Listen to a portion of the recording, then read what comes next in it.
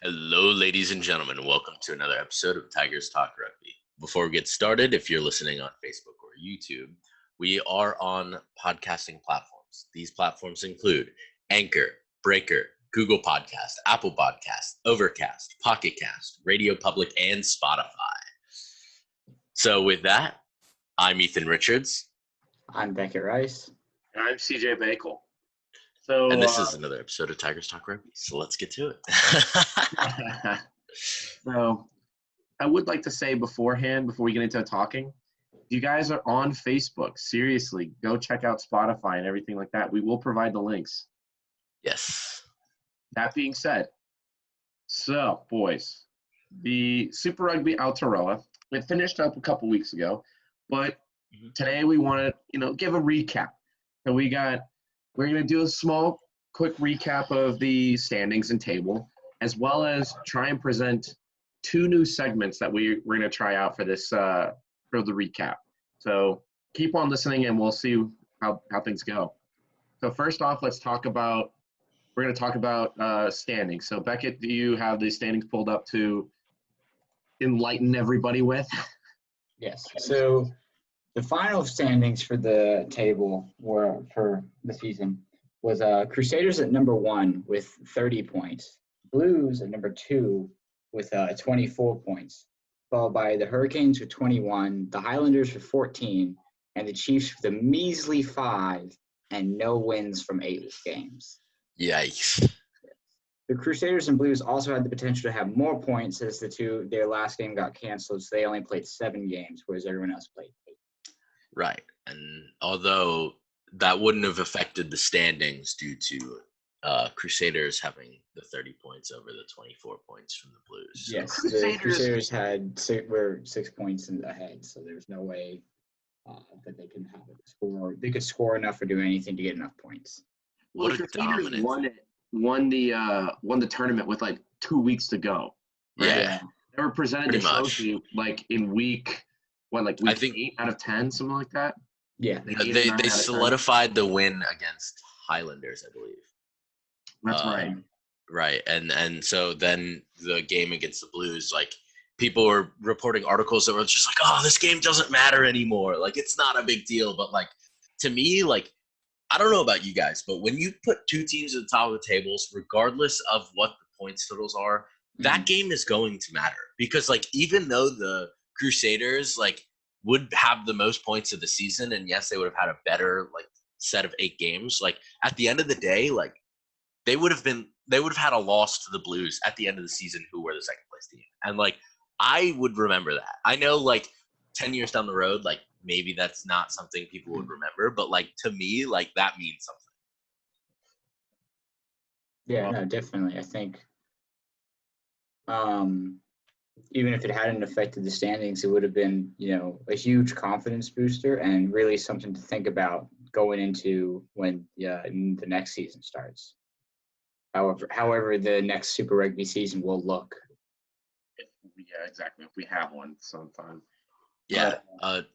With a little bit of a subject change on there, I want to get y'all's. What do y'all think is going to happen with the next Super Rugby season? Like, do you think we're going to end up with these like split section standings, like where you do Aotearoa Australia again, or do you think they'll end up waiting until they can finally merge again? I'm hoping that, Australia and New Zealand come to terms and realize they do need each other and they are able to work something out. Hopefully, I think probably the best model, or maybe the thing that would satisfy everyone, is having all 5 of the New Zealand franchises. At least 4 to 5 of the Australian franchises, because I have heard something about the Waratahs and one of the other sides possibly, and maybe I think it was the Rebels possibly merging. So, and then you bring in like the Pacific Island team, which would be very interesting. What I heard from like 2 Cents Rugby is that they are going to bring on like they want to do like 5 of the New Zealand and then like 4 of the Australia, a Japanese franchise, and then the Pacific Island one. That would also be very interesting. Bring the Sunwolves back. I don't know if it'll be the sun mist, but they want to bring back something Japanese. form. Yeah. Yeah. And then I think the Jaguares are probably going to be left out in the cold, sadly. But the South African franchises are maybe not this next season, but the season after, perhaps, are going to be joining the Pro 14. And then the Cheetahs and the Southern Kings might get booted out of that and go down to the Curry Cup. Did you see that Cheetahs? They flat out said we are no longer playing anything for the rest of the year. I did see that. I did see that. Yes. 14, totally. Man, it's not that So, they ever really affected the standings too much. Yeah, I'm gonna redirect us back over to Aotearoa. Okay. I thought that would be an interesting tangent to just have a little conversation about. So, going back to Aotearoa, there were a couple. I know for all of our predictions, we did not have the Chiefs doing as poorly as they did. No, I think not at all. Yeah, I that was probably the biggest surprise of the season, right? Like in terms of like I think people were expecting the Crusaders. I mean, first off, nobody was expecting a team in Aotearoa to not get a win. Yeah, no. So that's the biggest thing to me, in terms of how the table shook out. Other than that, I think all of our predictions, we had the top two teams at least. I think everybody put Crusaders and Blues, right? Yeah, I think all of ours were some form of the Crusaders and Blues, and then the Chiefs, and then some form of Hurricanes Highlanders. Right. Okay. Can I just say that as a Hurricanes fan, I am very mad that we lost to the Highlanders in the final week to potentially put us in second place. And yeah. we didn't. If you just needed a win, and you would have finished with 25 and been ahead of them. The Blues. We seriously would have been. I would have been totally fine with us coming second. But no, we had to lose against the Highlanders. Maybe you should have brought Julian Savia on. We should have. Put him in the match day 23.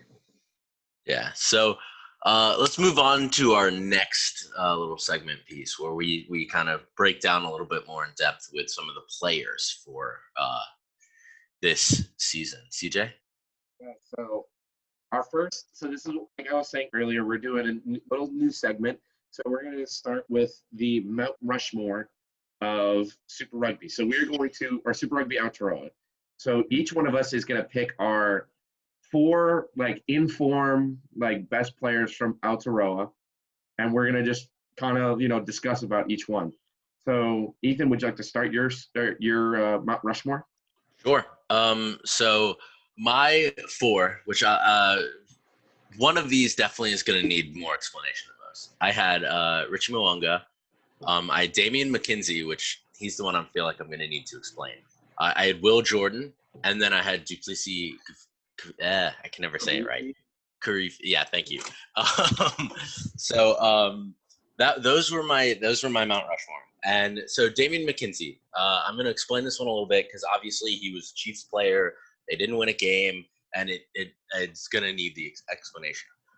I think he was the force of any form of light that came from a Chiefs play or a Chiefs position. Obviously, he had the most ball touches, I think, in the entirety of Aotearoa. I think his hands were always there. He was a part of trying to force and create any sort of play for that team. And I think that any form of light or any sort of like glimmer of hope that the Chiefs had at any and every game that they played came from Damian McKenzie, which is why I feel like he just deserves the spot on my Mount Rushmore. So, and then my other ones, Richie Mwanga is brilliant. He controlled the pace of every game for the Crusaders. Alongside him was Will Jordan from the Crusaders, who I'm pretty sure statistically he had the most clean line breaks. He had the most defenders beaten and the most tries scored in the league. So his ball carrying skills and his ability to break the line and score the try consistently was above and beyond the others. So those yeah. Well, I'm going to back you up a little bit here, Ethan. And the most points scored, right, was Richie Mullinger with 99 points. He scored 99 points in 8 fixtures, which is ridiculous. Mhm. But then Damian McKenzie came in second with 83. So, all right, there we go. Yeah, Pretty good. I didn't realize he was the second highest points Yeah. in the across the tournament as well. But like, Considering how I his just team did, yes. yeah, I didn't even think about looking at that. I just know that like when I'm sitting there watching any of their games, like he's the person that I've got my eyes on. He's the person that I'm waiting to make and break and the game for the Chiefs. So, also continuing to back you up, Duplessis was third in overall tackles won with 95. In Yeah, I did know he was up there. yeah, he got 95, and the only 2 people who did better was Dylan Hunt and Shannon Frizzell from the Highlanders, and they both they got 198, and one got 98. So literally, like, not too far off.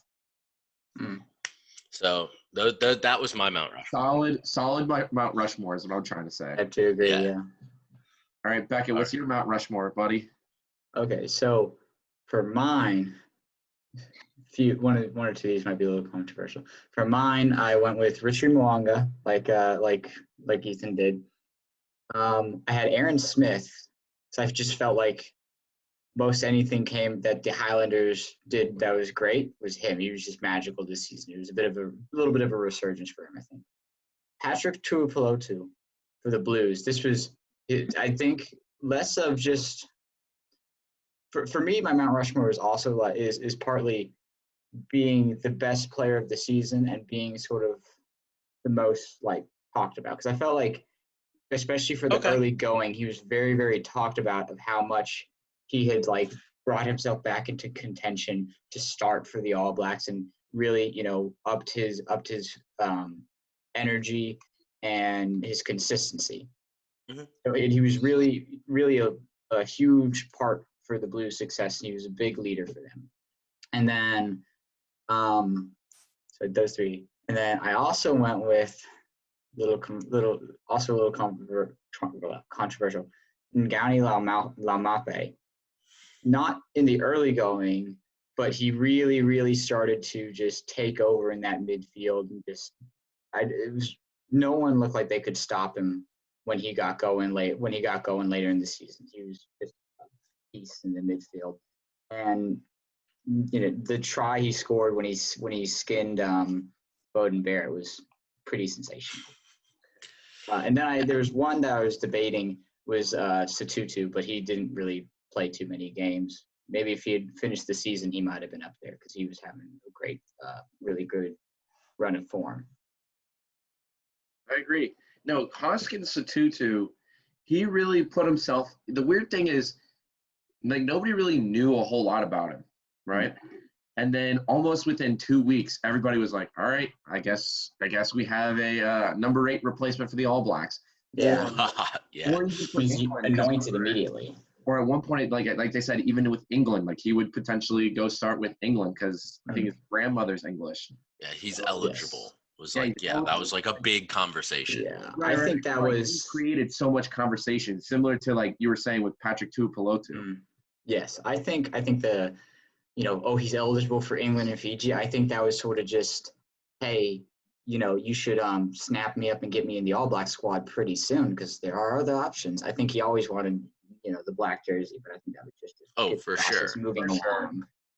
Yeah, I could definitely see like how that would be a great political tactic for finding your way onto an All Blacks roster. But I mean, needless to say, like he still had a great season. He still played well, and like he definitely like has shown that he can earn that jersey on the field. Yeah. So, all right, CJ, my turn, buddies. All right. So number 1, I'm gonna have to say, Richie Mwanga. Man is an absolute legend. Consensus pick. Consensus pick. I mean, he was basically the MVP of Super Rugby Aotearoa. That man can literally change a game.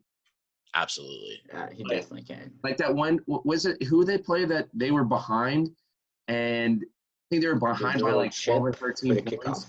And then he did the chip with the kickoff. That was the Blues. Yeah, that was the Blues game. All around. and then no one could tackle him. He just kept going and going. Like that man literally took the entire team on his back and won a game for them. Yeah. That guy's amazing. Facts.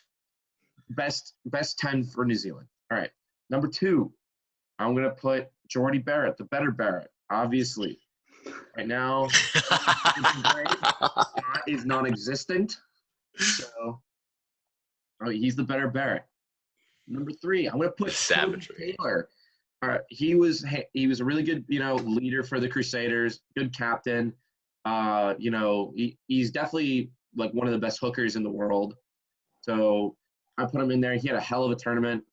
So, the Crusaders scrum were looking dangerous all the time. And then my 4th one, I'm going to put Caleb Clark. This is an interesting one. He, it's similar to like Tupulotu. Nobody really knew a whole lot about him. But like Caleb Clark brought in a lot of conversation. He was kind of battling a little bit of adversity with I think it was his grandmother who passed away early on in the season. So he was battling through that, and along with Mark Talea at the Blues, lit up that back line. So I think he was a big. I personally think he was a big guy, influence. Now I had a couple of honorable mentions with like Mitch Hunt. I think he had a really good tournament. Shannon Frizzell, Lachlan Boshier, but I still think that those guys are my top 4. I like them a lot. Yeah, I think if there's one thing that I did stand out. Yeah, I was going to say, I know if there's one thing that I got stuck on was like, I picked like my first 3 pretty quickly, to be honest. I mean, obviously I'm a Crusaders fan, so like me pulling 2 Crusaders players is not unsurprising, but and then I just felt like Damian McKenzie at least deserved like some sort of call, but like filling that last slot for me was the hardest part. So like, I don't know about how you guys felt. There's just so many players who just like, I feel like shined in their positions during this tournament, especially like overcoming dealing with the whole COVID situation, coming back and like getting to really like build your roster's like cohesion again was just a lot of people played a part in that. I was talking with Beckett yesterday. I believe it was you, Beckett, that we were kind of saying that this tournament really, boosted New Zealand in terms of rugby. That it really like it shows that the All Blacks have Isaac, Ian Foster has a lot of work when it comes to using his true. And like they have a lot of people to pick from and a lot of really, really good players and a lot of guys who haven't played yet. So like Duplessis Karifi, he had a great tournament, hasn't worn the jersey yet. Same with Hoskins Satutu. Yeah. So I'm gonna round up this conversation about the players specifically and move us towards our 2020s of Aotearoa. Do you want to CJ? explain this one? Yeah. So, I know. Okay, some people might, listen to another podcast called Part of My Take. It's a Barstool podcast, and it's they do something called the Firefest. So it's like something that is overly hyped and like everybody's excited for, but then falls completely short and is just an absolute failure. We're going to do something similar, but instead of Firefest, we're calling it the 2020 of Super Rugby Aotearoa. Because 2020, let's be honest, everybody was excited for it. Everybody was looking forward to good. It was going to be Gatsby parties, like really. And then here we are. Pandemic. Yeah, right.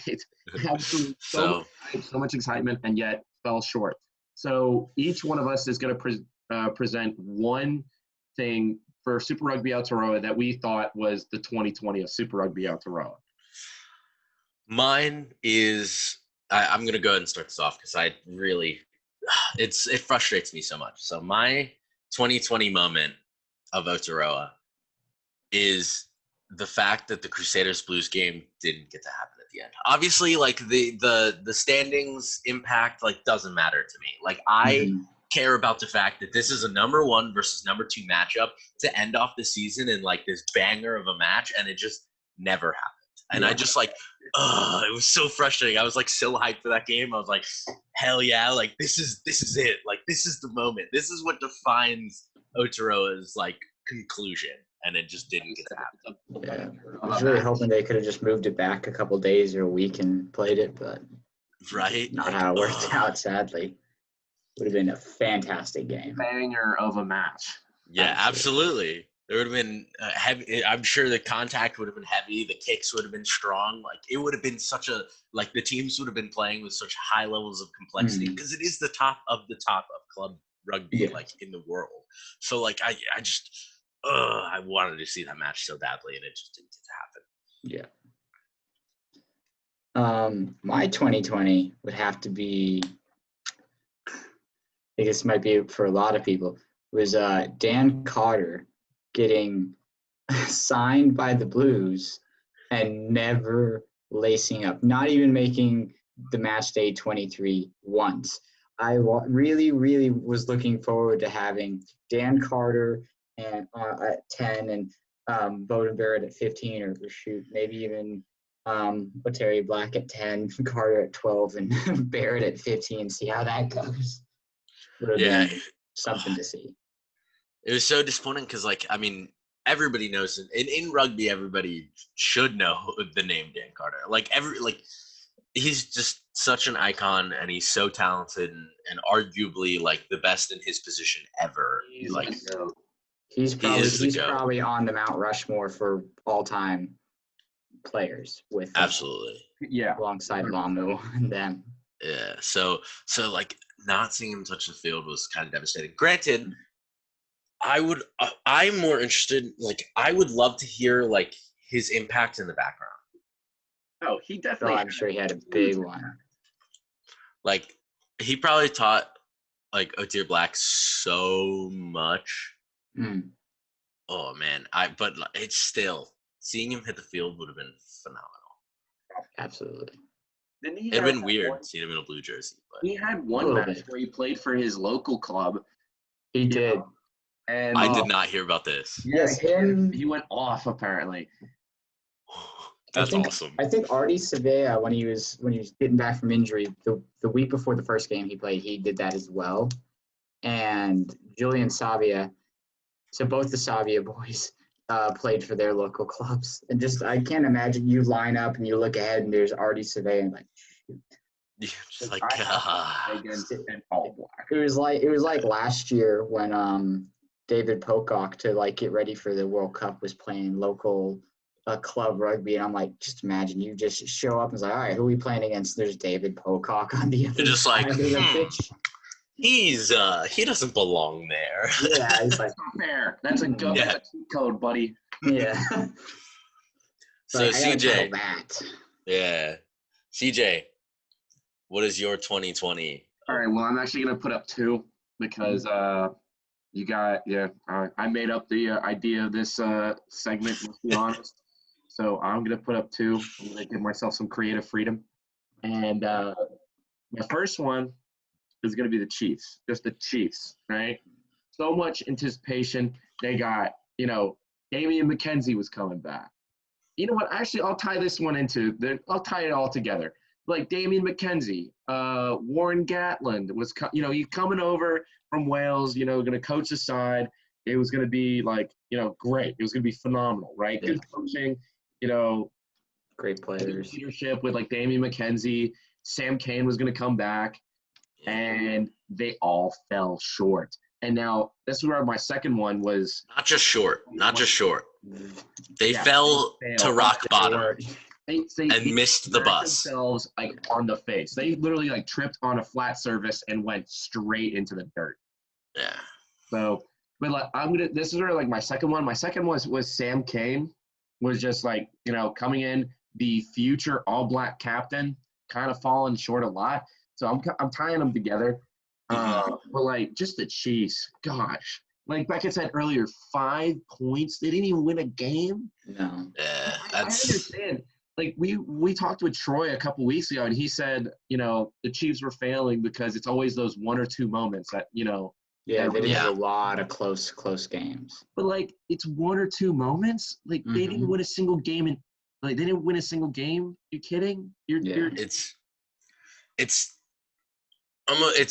disappointing. Granted, like Very much so. it's we say like we're so frustrated. They're 0-8. It's such a terrible fall for the Chiefs. But we also got to think about at least it's 0-8 in a tournament with literally the best clubs in the world. Like, so don't get me Some wrong, high they're quality. one of the best teams in the world, just because they're a New Zealand Super Rugby team. Duh. But still, not to win a game. yeah, I mean That's- it shows the fall off between The worst one was probably when I think they went up by like 20 points against the Highlanders, and then they just they let it all go. Totally. It was terrible. It was Yeah, a great game, but that was just sad. Yeah. So, But like, well, end of the day, I honestly think it might be a Warren Gatlin issue. Maybe he's Ooh. coming out for Super. Well, he's That's a not. big He's not claim. coming back. They only signed him for 1 year, and they had already lined up another coach to be the coach the year after before anything happened. Anything even started. So true. he's only going to be there but 1 year. But like, it's still a big claim to say that it is because of him. Well, I'm just saying the Warren Gatlin experiment did not work. Maybe. No, it didn't. Perhaps maybe he just needed more time. 1 year is sort of hard to get everything in. For those Get it all listening, working. I would love to hear what y'all's opinions are on what happened with the Chiefs. I kind of like we've talked about it here like quite a bit, and I just want to know what other people's perspectives are on what happened with the Chiefs. So like go to the Facebook pages, leave us a comment, like go to YouTube, leave a comment. Like I want to hear about what you guys think about this, because Frustrating. it's frustrating, yeah, and there's definitely more than one problem, and I just want to know what sticks out the most to other people. So with that, I think we're gonna round up this episode. Aotearoa was brilliant. It was a lot of fun to watch. I'm so happy that we got rugby to come back earlier than most other sports, really. So thank you for listening. Once again, we are on, if you are on Facebook or YouTube, we are on Anchor, Breaker, Google Podcast, Apple Podcast, Overcast, Pocket Cast, Radio Public, and Spotify. So there's a reason why we are pushing that, and it's because like the listening quality on Spotify is definitely better than like on Facebook or YouTube. Like I understand some of you guys had the frustration that like you have to whenever you close out of Facebook, it doesn't like play, or the podcast like just cuts out. That's why we're on Spotify, Apple Podcasts, Google Podcasts. You know what I mean? Like we're on all these platforms, and it's just a little, it helps you guys out a little bit. And so we're looking out for you. Yeah. So with that, this is another episode of Tigers Talk Rugby. Go watch some rugby. I was waiting for it. Thank you for listening, guys. Thanks, guys.